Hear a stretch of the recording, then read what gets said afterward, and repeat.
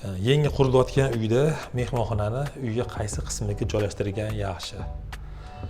Xo'p, agar uyingiz ko'cha tarafga qurilayotgan bo'lsa va mehmonxona faqat mehmonlar uchun xizmat qiladigan bo'lsa, uy egalari undan kam foydalanadigan bo'lsa, mehmonxonani ko'cha tarafga va darvozaxonaga kirish qismiga yaqinroq joylashtirgan yaxshi.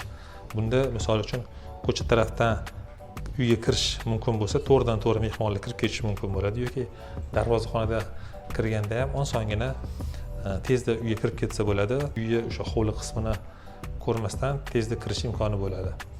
Va buni yaxshi tarafi shundaki, yana uy egalari, uy bekalari bemalol hovlida o'zini ishini qilib, bolalar bemalol o'ynab yurishi mumkin.